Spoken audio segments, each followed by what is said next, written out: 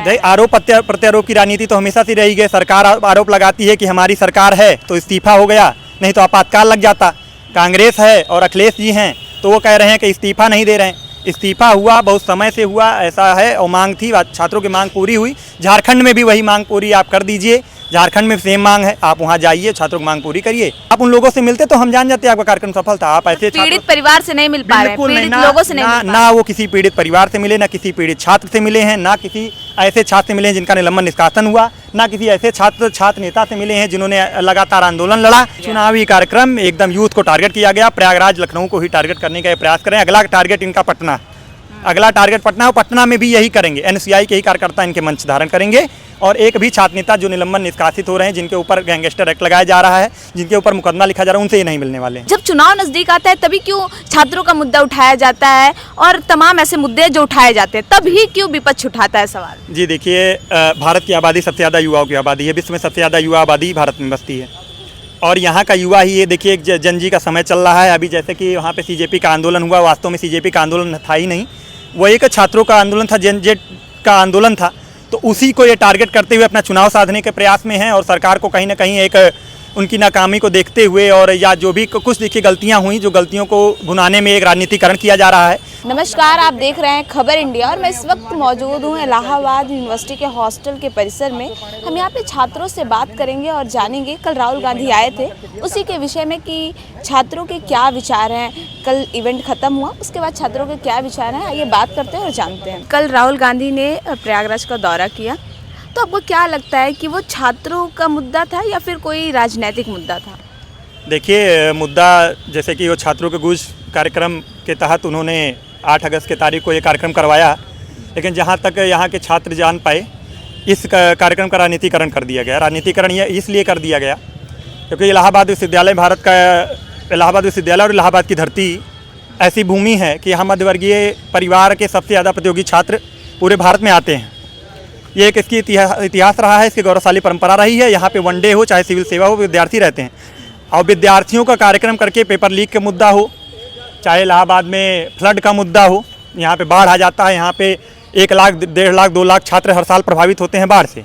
अभी भी आप जाएंगे तो वहाँ बाघाड़ा और सलोरी गलियों में छात्र प्रभावित हैं। सुसाइड का केस, आत्महत्या का मामला हो, भारत में सबसे ज़्यादा आत्महत्या का केस कोटा के बाद अगर कोई किसी शहर में आता है तो वो प्रयागराज में आता है।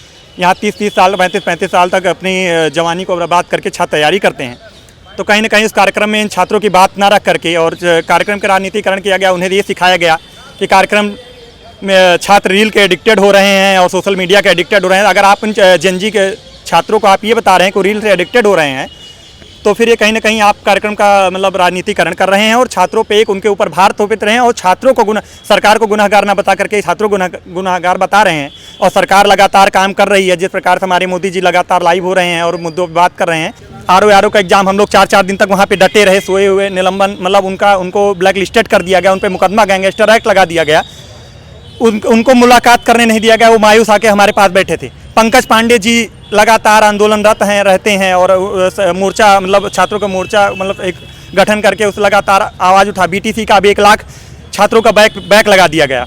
वो छात्र पीएनपी पे लगातार धरनारत है। उन एक भी छात्रों को आप मंच प्रदान नहीं करते हैं, ना आप बीटीसी के छात्रों का मंच प्रदान करते हैं, ना शिक्षक भर्ती घोटाले पे जो छात्र लड़ाई लड़ रहे हैं उन पे बात करते हैं, ना आप इलाहाबाद विश्वविद्यालय के उन छात्रों से बात करते हैं जिनका निलंबन निष्कासन वास्तव में हुआ, जिनका कुछ नहीं हुआ, आप उनको मंच प्रदान करते हैं। उन्होंने ट्वीट तो किया था आने से पहले कि हम बात करेंगे इस मुद्दे को लेकर। वास्तव में देखिए, एनएसयूआई का ये कार्यक्रम था, और एनएसयूआई के कार्यकर्ता ही मंच पर थे। एनएसयूआई के कार्यकर्ता इवेंट को मैनेज कर रहे थे, बाकायदा फंडिंग ले रहे थे। इनके कांग्रेसी कमेटी के हेड ही पूरे कार्यक्रम को मैनेज कर रहे थे।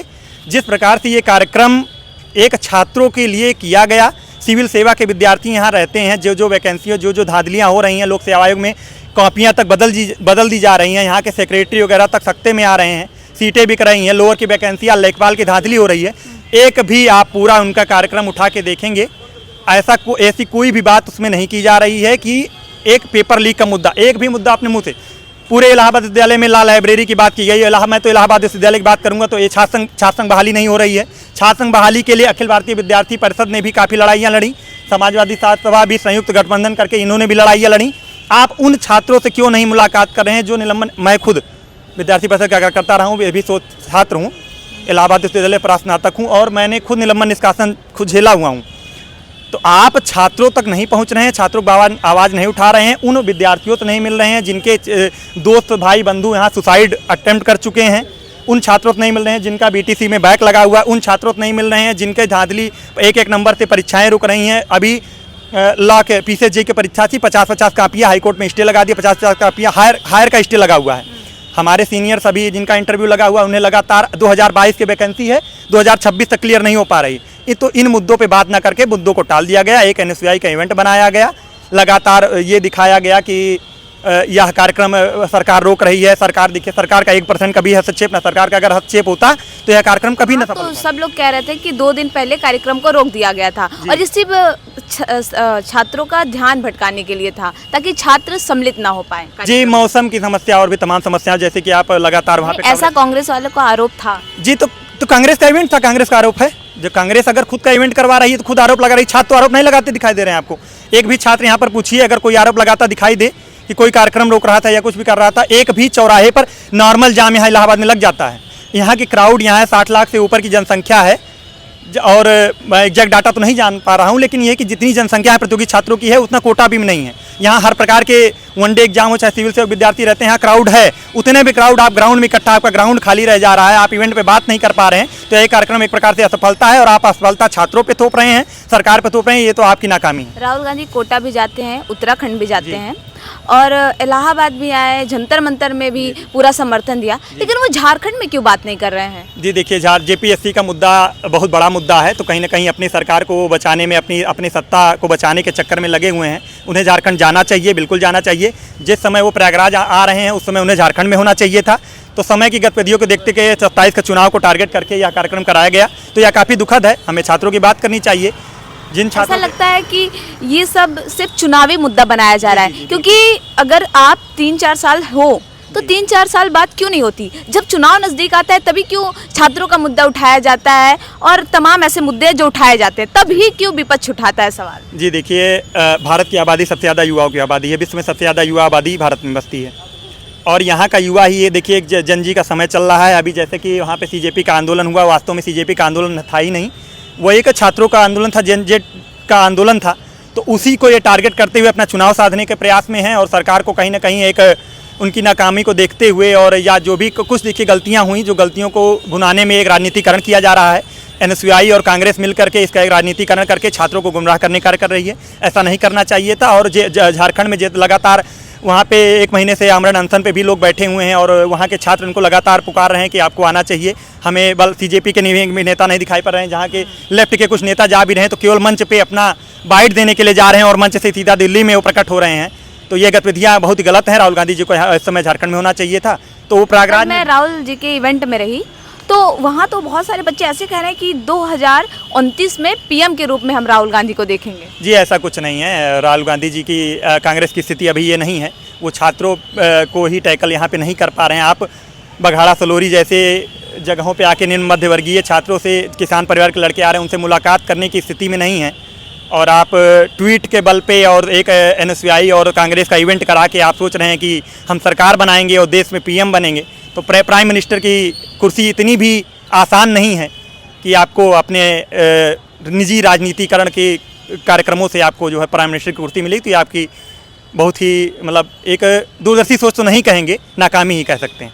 क्या लगता है कि ये पूरा राजनीतिक मुद्दा बनाया गया, इसमें किसी छात्र की आवाज़ नहीं उठाना था?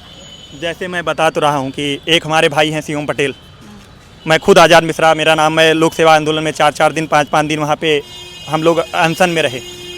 ऐसे ही तमाम एक पंकज पांडे छात्र नेता हैं, आशुतोष पांडे, इन्होंने बाकायदा इनके जो आप FIR की बात कर रहे हैं, जो लड़के गए थे उनके फंडेड लड़के एनएसयूआई के, वो बात कर रहे हैं कि हमारे ऊपर FIR किया जाता, वो गैंगस्टर एक्ट लगा दिया गया है। आप उनकी फाइलें देख सकते हैं, ना होगा तो आप, मैं तो कहूँगा कि आप आशुतोष पांडे जी से संपर्क कर सकते हैं। वो 1 महीना जेल काटा उन्होंने। पंकज पांडे जी कई बार जेल जा चुके हैं। शिवम पटेल जिनका नाम ले रहा हूँ वो जेल जा चुके हैं। ऐसे भी रजत और कई भी छात्र हैं जो लगातार आंदोलन था, जेल जा रहे हैं। उनसे आप बात नहीं करें तो आप क्या समस्याएं सुनना चाह रहे हैं? आप विश्वविद्यालय के कितने छात्र नेताओं से मिल रहे हैं? आप केवल एनएसयूआई के आपके जो संगठन के कार्यकर्ता है, क्या वही निलंबन निष्कासन झेल रहे हैं क्या? मैं खुद इलाहाबाद विश्वविद्यालय का मतलब छात्र रहा हूँ और वहाँ का इलाहाबाद अखिल भारतीय विद्यार्थी परिषद कार्यकर्ता रहा हूँ, मैं खुद निलंबन निष्कासन झेला हुआ हूँ। मुझे पता है, मैं आज यहाँ का विश्वविद्यालय में एडमिशन तक नहीं है, यहाँ से निलंबन निष्कासन कर दिया जाता है। छात्रावास में मुझे 10-10 नोटिसें जारी की जाती हैं कि आप इन गतिविधियों में हिस्सा मत लीजिए। फिर भी मैं हिस्सा लिया और चीज़ें रहीं। आप छात्रों तक पहुँचने का काम नहीं कर रहे हैं, जो वास्तविक छात्र नेता हैं उन तक पहुँचने का काम नहीं कर रहे हैं, आप उनको मंच प्रदान नहीं कर रहे हैं। आपके NSUI के छात्र जो फंडेड हैं वही आपके मंच पे आ रहे हैं, आप वही इवेंट मैनेज कर रहे हैं। तो ये एक प्रकार से NSUI का इवेंट था और पूरी तरह से असफल इवेंट। क्या लगता है कि राहुल गांधी और अखिलेश यादव दोनों लोग आरोप पे आरोप लगाते हैं कि ये जितने छात्रों की मौत हुई इसकी पूरे जिम्मेदार मोदी जी हैं, या फिर ये जो सिस्टम है वो है, ये जानबूझ के इस्तीफा नहीं दिलाना चाह रहे हैं। और अब जब आ भी गए हैं, प्रहलाद जोशी आए हैं, तो फिर भी आरोप लगाया जा रहा है कि ये RSS के ही अपने ही लोगों को बना रहे हैं। देखिए, इस्तीफा तो हो गया। पहली बात तो ये तो मैं सरासर काटूंगा, इस्तीफा तो हो गया और प्रहलाद जोशी जी आए, वो बदले कांग्रेस होती तो फिर भी वो लोग उसको भी राजनीति ही बता रहे हैं। आरोप प्रत्यारोप की राजनीति तो हमेशा से रही है। सरकार आरोप लगाती है कि हमारी सरकार है तो इस्तीफा हो गया, नहीं तो आपातकाल लग जाता।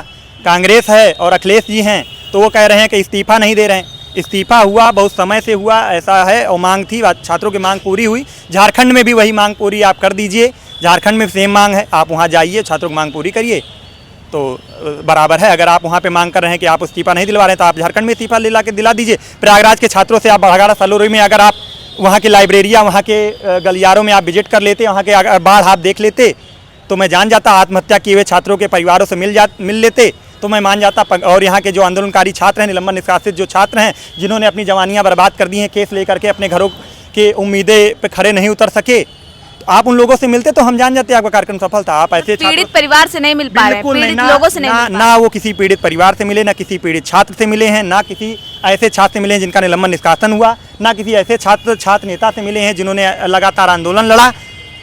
ना हो तो आप किसी भी छात्र से बात कर सकते हैं। और ये खराखर जो है ये इनका सफल कार्यक्रम था और एक ये राजनीतिकरण किया गया कार्यक्रम का। झारखंड जाएं, ये झारखंड ऐसा कार्यक्रम करके तुरंत दिखा दें। हमारी मांग है कि झारखंड में तुरंत ऐसा कार्यक्रम, मैं खुद जाऊंगा। पूरा चुनाव से रिलेटेड किया गया, चुनावी कार्यक्रम एकदम यूथ को टारगेट किया गया। प्रयागराज, लखनऊ को ही टारगेट करने का प्रयास करें। अगला टारगेट इनका पटना, अगला टारगेट पटना, और पटना में भी यही करेंगे। NSUI के ही कार्यकर्ता इनके मंच धारण करेंगे। और एक भी छात्र नेता जो निलंबन निष्कासित हो रहे हैं, जिनके ऊपर गैंगस्टर एक्ट लगाया जा रहा है, जिनके ऊपर मुकदमा लिखा जा रहा है, उनसे ही नहीं मिलने वाले हैं। तो ये सीधे एक राजनीतिकरण का